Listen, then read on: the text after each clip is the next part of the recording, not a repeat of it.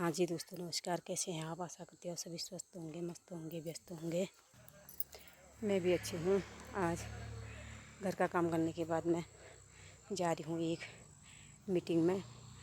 Meeting का भी पता नहीं है किस विषय पर होने वाली है, वहीं जाकर आपको बताती हूँ। कुछ चयनित कार्यकर्ताओं को यहाँ पर बुलाया गया है, सो इसलिए मैं जा रही हूँ। आप बने रहिए, आपको दिखाते रहती हूँ।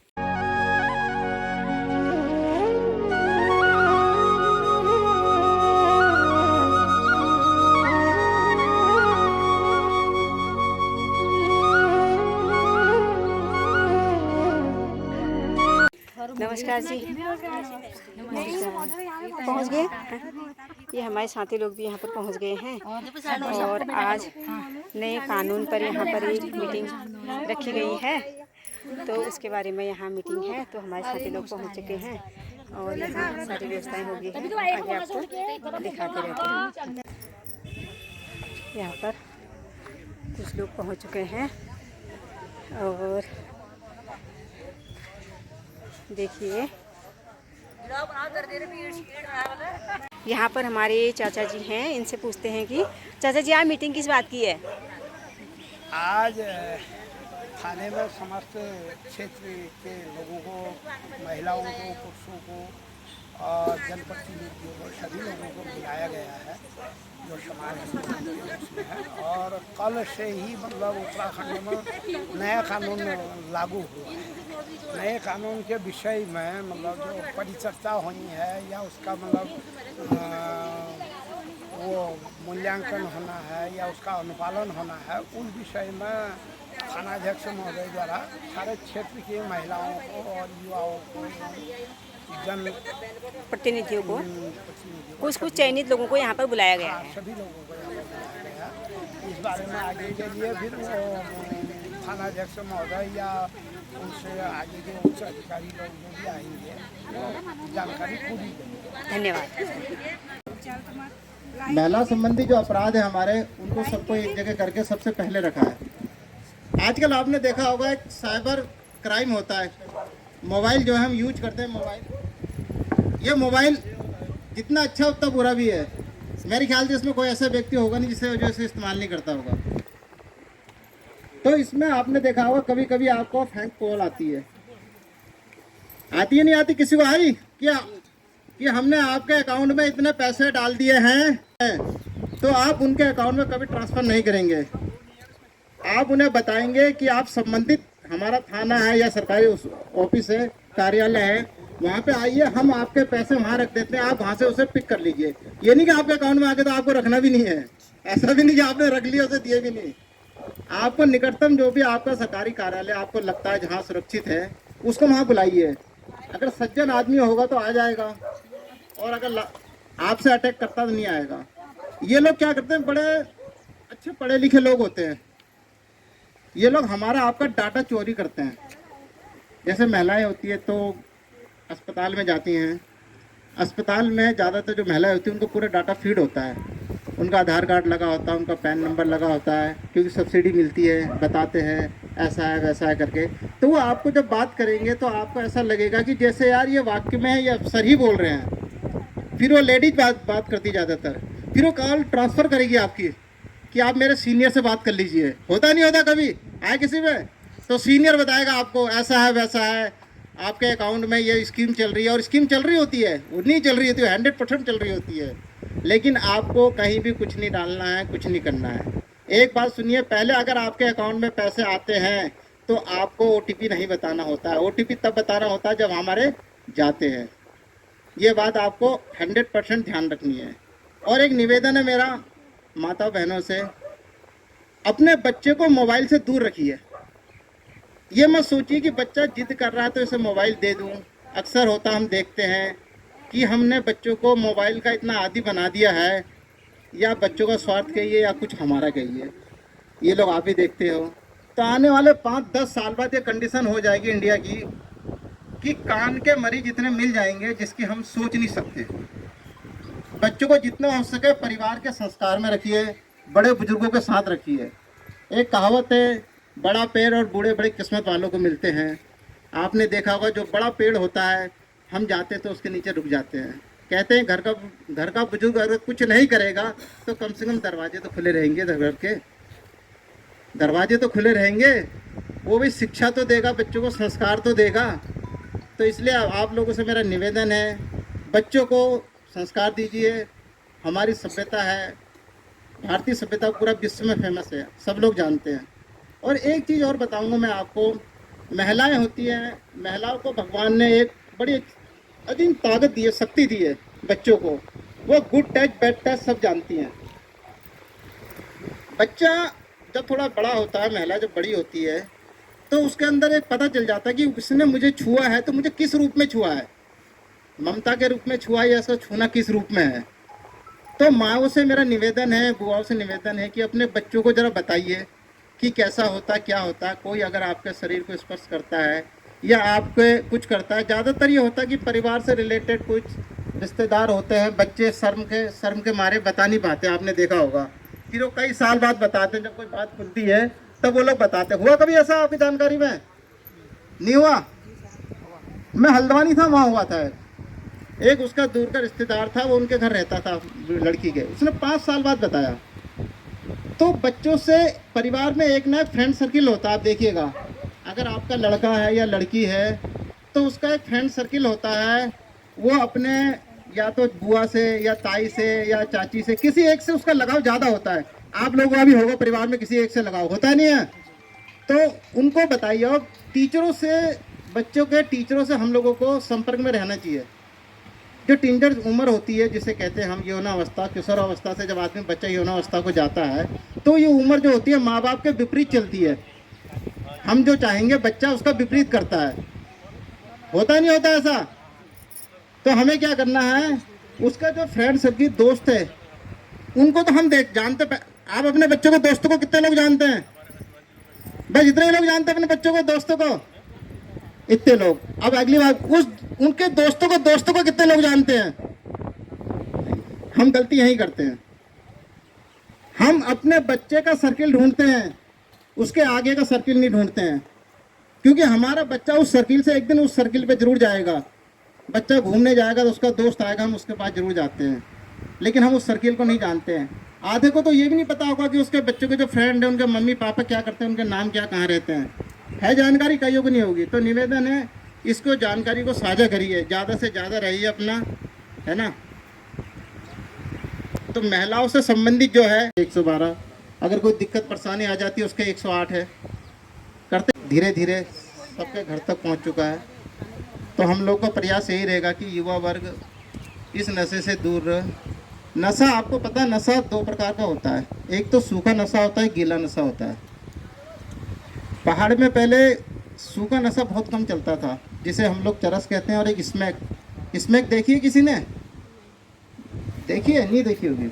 वाइट पाउडर होता है, वाइट पाउडर, जैसे हमारा यूरिया होता है ना, आटा नहीं होता आटा हमारा, ऐसा वाइट पाउडर होता है, जिससे बच्चे एक रोल के द्वारा यूं करते हैं, बना के ऐसे करके देते हैं, और वो बच्चों की ब्लड में चले जाता है। तो अगर आपको ये दिखता है किसी का बच्चे, अगर कोई नए बच्चे आ रहे हैं, ग्रुप बना के आ रहे हैं, और वो लोग समाज से अलग चल रहे हैं, झाड़ियों में बैठ रहे हैं, अलग ग्रुप में हैं, क्या कारण है, क्या रीज़न है, उनके हाथों में निशान पड़ जाते हैं। क्योंकि वो लेते हैं ना, इससे बीट बाइक चलता है उसका। हल्द्वानी से, ये यूपी से सप्लाई होके आता है, लेकिन अब पहाड़ों में बहुत ज़्यादा हो गया है। तो इस चीज़ को आप लोग ध्यान रखिएगा कि नशे के प्रति अगर कोई दिखता है आपको, तो हमें निवेदन है कि हमें कॉल जरूर करिएगा। 112। गर्मी लग रही ना, मौसम गर्मी का है तो गर्मी तो लगेगी। अच्छा, अभी हमारे दरोगा जी ने आपको कुछ थोड़ा बहुत एक विस्तार में या संक्षिप्त में थोड़ा सा नए कानून के बारे में जानकारी बताई है। तो अभी कुछ लोग और आ रहे हैं, तो फिर पूरे डिटेल में इस संबंध में बात करेंगे। इससे पहले मैं आपको थोड़ा बहुत यहाँ ट्रैफिक के बारे में थोड़ा बहुत बताऊंगा। देखिए, यहाँ पे गरुड़ में मैं अभी 2-3 दिन यहाँ पे राउंड में रहा ट्रैफिक के संबंधित। तो बहुत लोगों को मैंने देखा यहाँ पे कि एक तो विदाउट हेलमेट चल रहे हैं, ठीक है। दूसरा, गाड़ी सब चलाते हैं लेकिन गाड़ी चलाना एक अलग बात है और गाड़ी के साथ साथ एक कॉमन सेंस वो रखना बहुत ज़रूरी है। देखो आप लोग गाड़ी चलाते हो लेकिन उसके साथ गाड़ी आप कहीं भी खड़ी कर देते हो, फिर ये नहीं देखते हो कि पीछे वाला कैसे जाएगा, ये नहीं देखते हो कि भाई मेरे को ये भावना रहती है कि मैं खड़ा हूँ, हो गया रहने दो और कोई दूसरा कैसे जाए, तो फिर लेने के देने पड़ जाएंगे। तो मैं आपसे ये निवेदन करूंगा कि आप जब भी आप गाड़ी चलाएं सीट बेल्ट का उपयोग करें और ख़ास तौर पर जो है रोड पर अनावश्यक पार्किंग ना करें। गरुड़ क्षेत्र हमारा जो यहाँ पे कोई बाईपास की सुविधा नहीं है और न ही कोई ऐसे बड़े पार्किंग की सुविधा है, तो कृपया करके आप अपना काम जब भी देखें कि गाड़ी को ऐसी जगह लगाएं कि दूसरे को कोई दिक्कत नहीं हो सकता है आपने गाड़ी खड़ी कर दी, पीछे कोई एम्बुलेंस आ रहा, कोई सीरियस पेशेंट आ रहा हो, उसको जाना हो और आपकी गाड़ी की वजह से फंस गया हो तो उसको बड़ी दिक्कत हो जाएगी।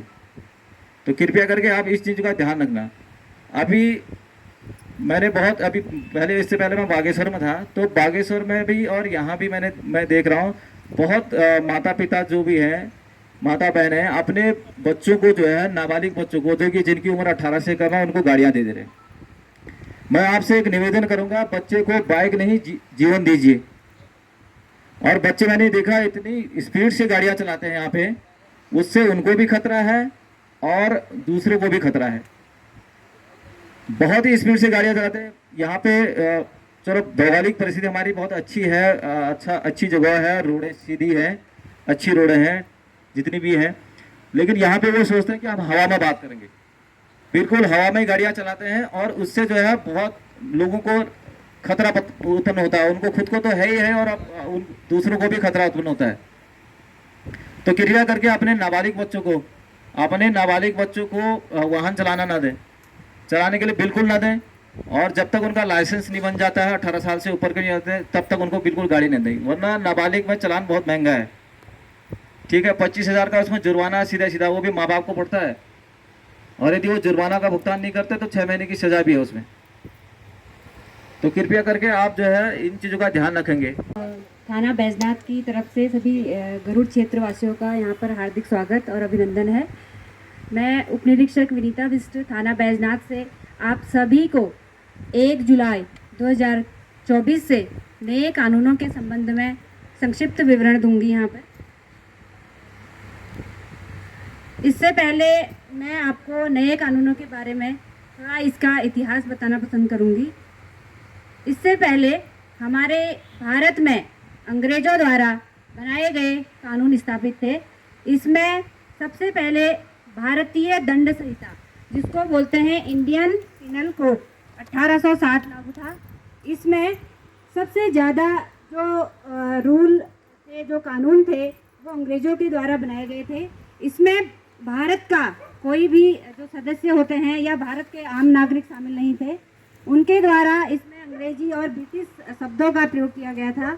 उसी तरह 1898 में CRPC बनी थी, तो उसका भी अब चेंज हो गया है। इसके अलावा भारतीय साक्ष्य अधिनियम एविडेंस एक्ट 1872, कुल मिलाकर 3 कानून चेंज किए गए हैं, जो 1 जुलाई 2024 से संपूर्ण भारतवर्ष में लागू होंगे।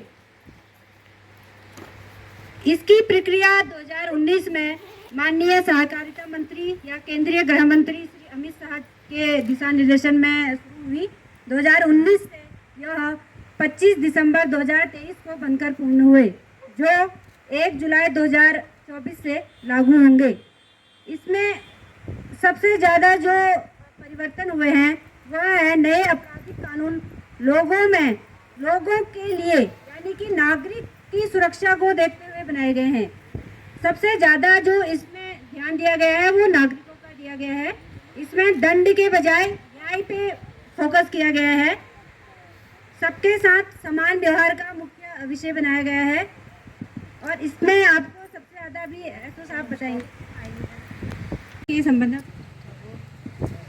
इंडियन पिनल कोड को बदलकर जो भारतीय न्याय संहिता करी गई है, इसमें 20 नए अपराध जोड़े गए हैं और जो पहले 511 धाराएं थी उनको घटाकर अब 358 धाराएं कर दी गई हैं। कई नए अपराधों के लिए अनिवार्य न्यूनतम सजा का प्रावधान किया गया है। 6 छोटे अपराधों के लिए सामुदायिक सेवा का प्रावधान किया गया है। कई अपराधों में जुर्माना बढ़ाया गया है और कई अपराधों में सजा की अवधि को बढ़ाया गया है। मैं मुख्य विषय पे महिलाओं और बच्चों पे केंद्रित करना चाहूँगी। महिलाओं और बच्चों के खिलाफ अपराधों को एक अध्याय में सम्मिलित किया गया है। इसके लिए अब जो महिलाएं और बच्चे हैं उसमें पहले से बच्चों की जो उम्र है उसको 3 भागों में डिवाइड किया गया था, 12 वर्ष, 16 वर्ष और 18 वर्ष। यानी कि 12 वर्ष तक के बच्चों के लिए अलग सजा का प्रावधान था, 16 वर्ष के नीचे के बच्चों के लिए अलग सजा का प्रावधान था और 18 वर्ष से नीचे बच्चों के लिए अलग सजा का प्रावधान था। इसको अब एक करके 18 वर्ष कर दिया गया है। सभी बच्चों को एक उम्र यानी कि 18 वर्ष कर दी है, वो चाहे बालक हो या बालिका हो। उसको नए जो न्याय है, जो बीएनएस है, उसमें बालक शब्द का इस्तेमाल किया गया है, चाहे वो लड़की हो, लड़का हो या ट्रांसजेंडर हो। इसमें एक नया लिंग अभी और सम्मिलित किया गया है। पहले हम ये कहते थे कि बालक के साथ अपराध हुआ या बालिका के साथ अपराध हुआ, अब इसमें ट्रांसजेंडर को सम्मिलित किया गया है, यानी कि उसको भी एक लिंग के रूप में नए जो कानून है उनमें परिभाषित किया गया है।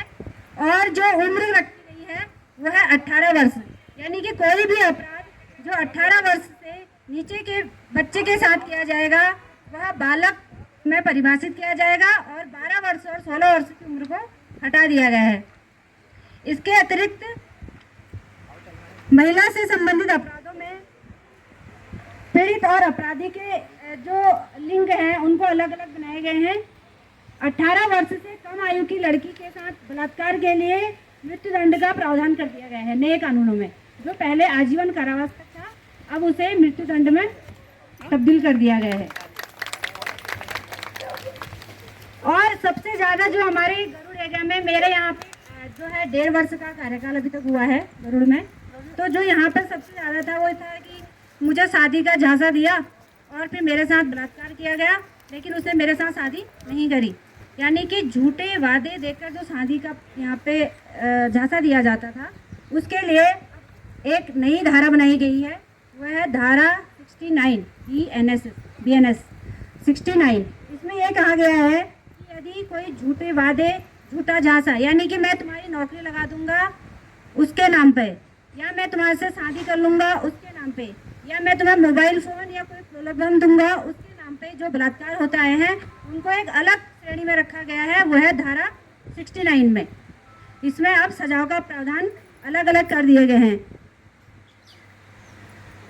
इसके अतिरिक्त जो नए कानून हैं उसमें 0 FIR, EFIR और सम्मन नोटिस और जो भी डॉक्यूमेंट होंगे उन सब को अब मोबाइल से करने की जो है, जो मोबाइल से किए जाते हैं उनको इसका दर्जा दिया गया है कि वो अब मान्य होंगे, कोर्ट में मान्य होंगे। कानून में उनको मान्यता दी गई है कि यदि आपके व्हाट्सएप पे हम थाने से कोई भी सूचना भेजते हैं तो वो अब वैलिड होगी। अगर आपने उसे स्क्रीन किया है व्हाट्सएप पे तो माना जाएगा कि उसे आपने पढ़ लिया है या आपको प्राप्त हो गई है। इसके अतिरिक्त आप भी कोई ईमेल से थाने को सूचना देते हैं तो वो भी मानी जाएगी। बस आपको 3 दिवस के भीतर थाना आके कंफर्म करना होगा कि ये सूचना मैंने दी है। आप सबको समझ आया ये चीज़ है, या वह एक दूसरे से दूसरी जगह नहीं जा सकता है, या वह बागेश्वर कोर्ट में बयान देने नहीं जा पा रहा है, या रुद्रपुर कोर्ट में नहीं जा पा रहा है, तो वह संबंधित कोर्ट में जाकर अपने इलेक्ट्रॉनिक माध्यम यानी वीडियो कॉन्फ्रेंस के जरिए अपने बयान दर्ज करा सकते हैं। ये एक नई सुविधा दी गई है ताकि किसी को भी आने जाने में कोई दिक्कत ना हो। नए कानून में दंड की अवधि बढ़ाई गई है और सजा की अवधि भी बढ़ाई गई है। इसके अतिरिक्त वीडियोग्राफी और फोटोग्राफी को ज़्यादा केंद्रित किया गया है और सरकार का पीड़ित केंद्रित दृष्टिकोण इसमें बनाया गया है, मुख्य रूप से कि पीड़ित के हित में और पीड़ित को कोई असुविधा ना हो, इसके लिए इस कानून में ज़्यादा प्रावधान किए गए हैं। इसके अतिरिक्त मॉब लिंचिंग यानी कि जाति धर्म के आधार पर यदि 5 व्यक्ति या उनसे अधिक द्वारा कोई हत्या या कोई ऐसा अपराध किया गया है तो उसमें जो है सजा का प्रावधान अधिक किया गया है। इसे मॉब लिंचिंग में दिया गया है जो धारा 103(2) की बीएनएस में शामिल की गई है।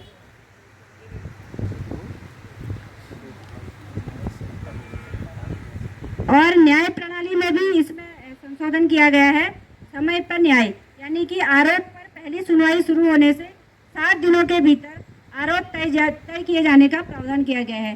जैसे पहले माननीय न्यायालय में 5 वर्ष या 10 वर्ष या 15 वर्ष लग जाते थे, अब कोर्ट के लिए भी समय सीमा निर्धारित कर दी गई है कि उसे 60 दिन के भीतर जो भी आरोप पर पहली सुनवाई है 60 दिन के भीतर वो उस केस का डिस्पोजल करेगा। किसी भी आपराधिक अदालत में मुकदमे के समापन के बाद निर्णय की घोषणा 45 दिनों से अधिक का समय नहीं लगेगा। जैसे कि कोई केस यहाँ पर समाप्त हो गया है तो पहला 45 दिनों के भीतर उसका निर्णय आ जाएगा। इसकी बाध्यता कोर्ट को दे दी गई है। टैक्स यूनियन महिला कार्यकर्ता आप सभी का थाना बैजनाथ प्रांगण में स्वागत है। आज हम सब लोग यहाँ पर हमारे देश में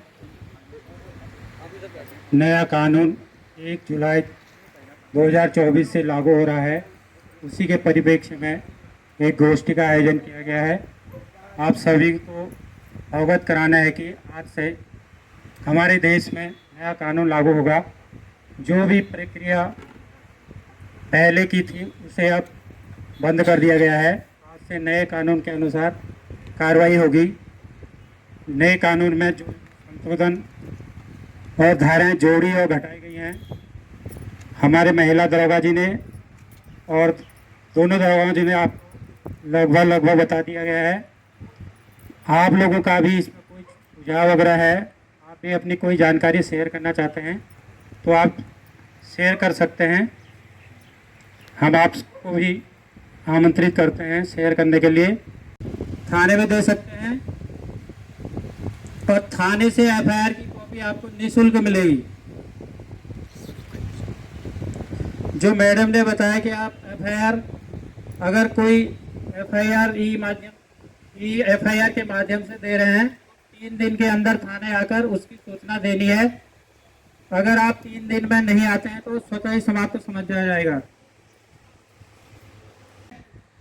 अगर हिट एंड रन का कोई केस होता है यानी एक्सीडेंट वगैरह कोई होता है, इसको आपको जो एक्सीडेंट करने वाला है वो पहले होता था कि वो गाड़ी छोड़ के मौके से भाग जाता था या गाड़ी लेकर भाग जाता था।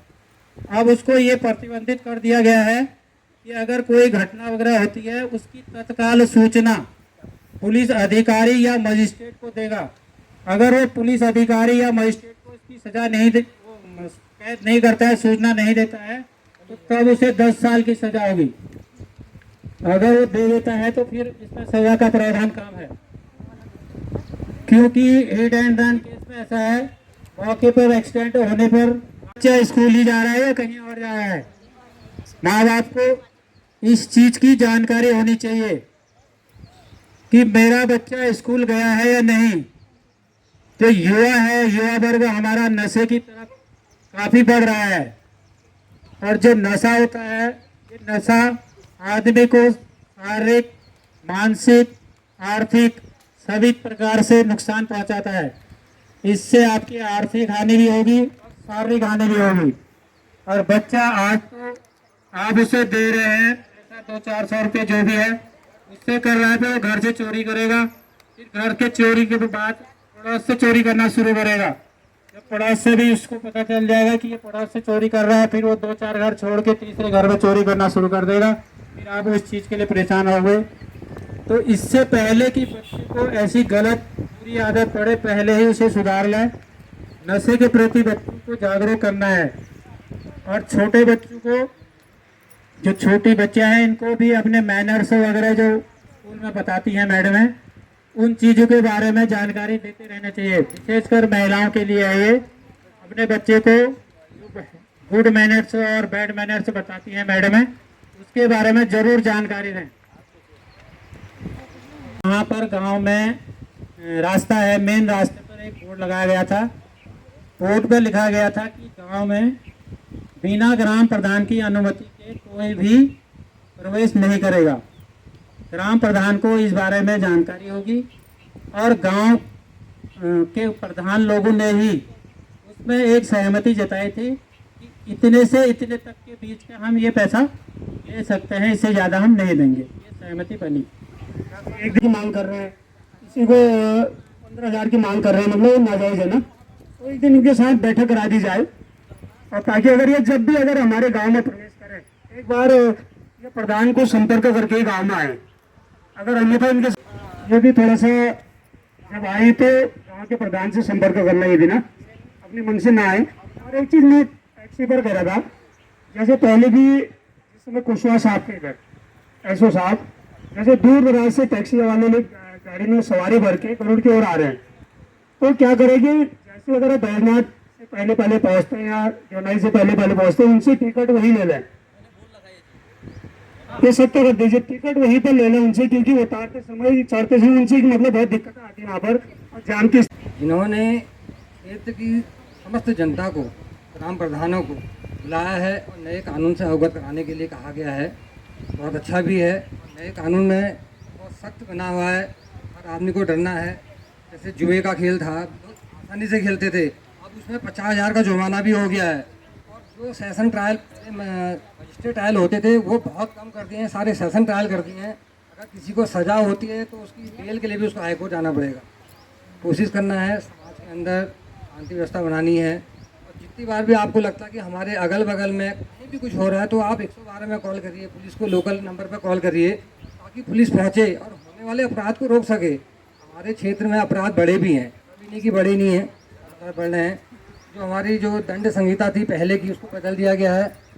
पहले एक्ट था, संहिता के रूप में कर दिया है, न्याय व्यवस्था कर दी है उसको न्याय के रूप में। अगर कोई मुलजिम भी है तो उसको भी क्या है, न्याय ऐसा दिया गया कि बहुत सख्त दिया गया है। जो सजाएं 6 महीने की थी वो 3-3 साल की कर दी हैं। अब वो 25,000 रुपये से कम नहीं हो रहा है। आप देख लीजिएगा, इस बीच में जितने भी चालान हुए हैं 25,000 रुपये से कम नहीं हुआ है, लेकिन इससे पहले जो हुए थे उसमें अमाउंट कम हुआ था।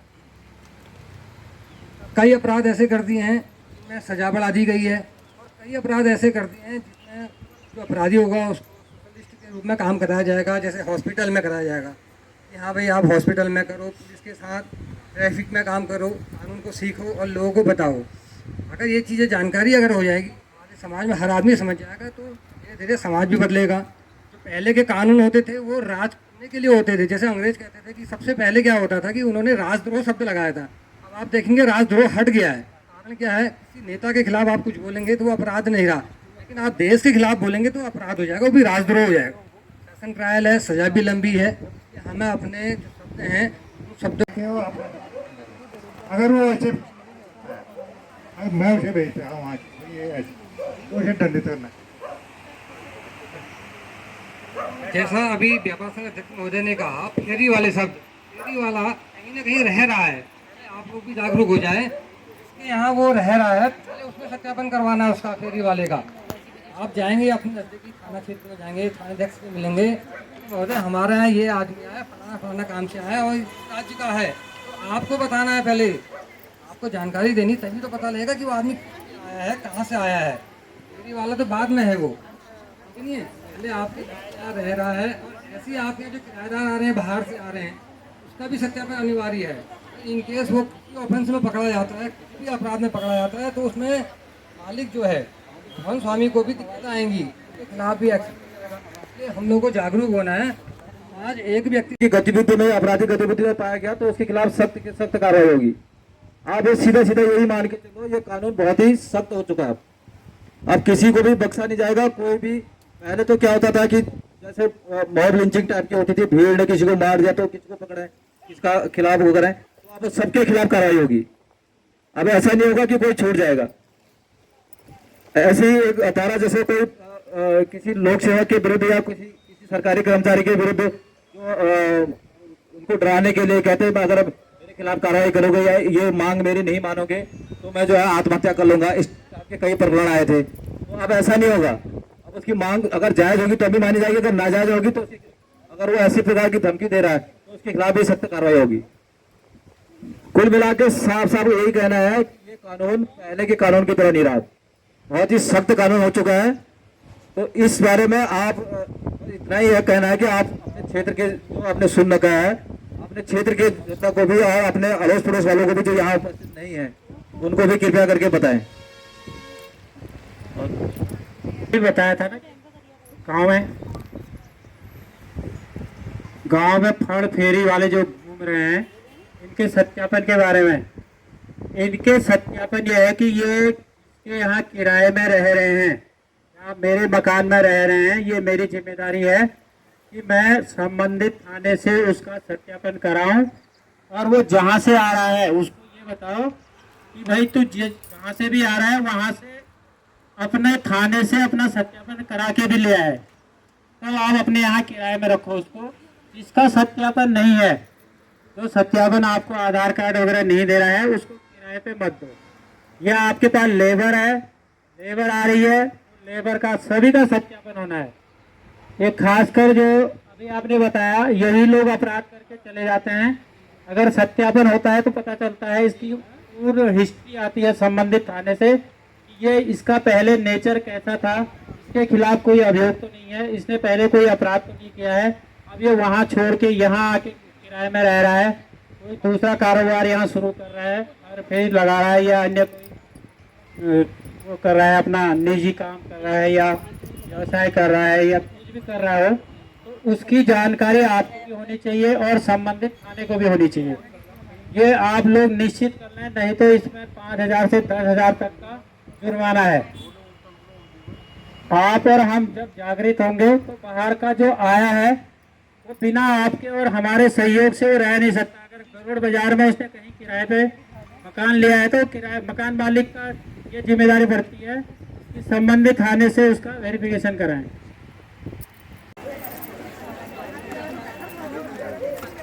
मीटिंग समाप्त हो गई है, अपने अपने घरों को सब लोग जा रहे हैं और नए कानून के बारे में यहाँ पर विस्तार से बताया गया है और सभी को जागरूक करना है। क्या आया समझ में विनीता? बहुत कुछ आया, हमने कानून को अपने हाथ में नहीं लेना। हाँ जी दोस्तों, मैं पहुँच गई हूँ अपने घर पे और आज हमारी जो मीटिंग थी, पूरे देश में एक कानून व्यवस्था पर एक जागरूकता मीटिंग का आयोजन किया गया था और इसमें 3 कानून जो बने हुए हैं उन पर गंभीरता से विचार करने के संबंध में सभी को जानकारी दी गई है। आशा करती हूँ आपको भी ये जानकारी अच्छी लगी होगी। अच्छी लगे तो आप लोग भी आगे को शेयर कीजिएगा और अपने आस पड़ोस में सभी को इस कानून के बारे में अधिक से अधिक जानकारी दीजिएगा। जल्दी ही मिलती हूँ अगले ब्लॉग के साथ। तब तक आप अपना और अपने परिवार का ध्यान रखिए। धन्यवाद।